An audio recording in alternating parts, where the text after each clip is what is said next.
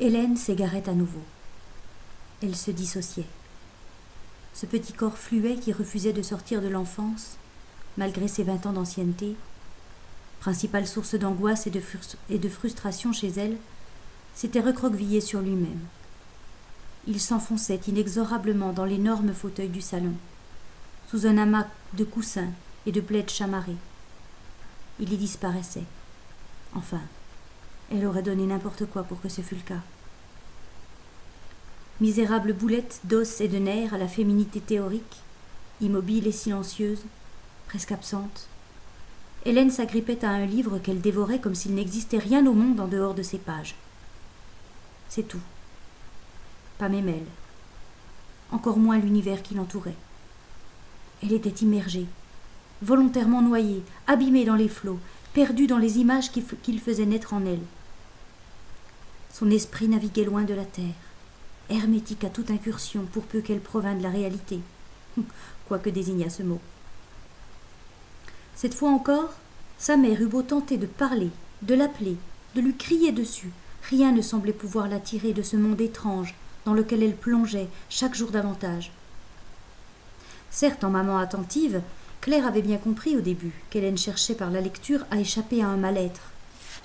Cette dernière ne supportait pas son corps, ni le regard des autres, encore moins les moqueries ou la condescendance de ses congénères. C'était humain, cela passerait. En tout cas, cela aurait dû. Mais les années s'étaient succédé depuis l'efflorescence d'Hélène, sans que l'isolement qu'elle s'imposait prît fin.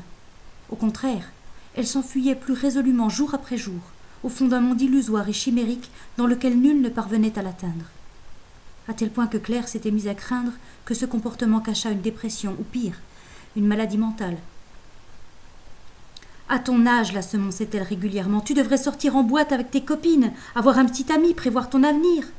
Dire que les autres mères se lamentent de ce que leur fille transgresse la permission de minuit, quand je ne peux même pas te faire quitter ce maudit fauteuil. » Maintes fois, elle avait menacé Hélène de brûler les livres, ou de vendre le dit fauteuil. Les crises de larmes et les portes claquées, les insultes jetées comme des gifles au visage, avaient suffi jusqu'ici à ce que les menaces ne demeurent que cela. Jusqu'à ce jour, où les mots ne se cantonnèrent plus aux objets. Jusqu'à ce jour, où l'immatériel percuta le réel. Si seulement tu pouvais t'y retrouver pour de bon, au moins une fois, dans ton monde merveilleux, finit par lâcher Claire excédée. Je suis sûre que tu reviendrais en courant. Sur cet inconséquent et puéril souhait, la mère abandonna à sa lecture la fille qui n'avait pas bronché. Blottie comme à son habitude sur les genoux d'Hélène, Puck, son gros charroux, se mit à ronronner. Il affichait un air aussi satisfait que si une colonie de souris s'était invitée de bon gré dans sa gueule. Alors, d'un geste nonchalant, il passa la patte derrière son oreille.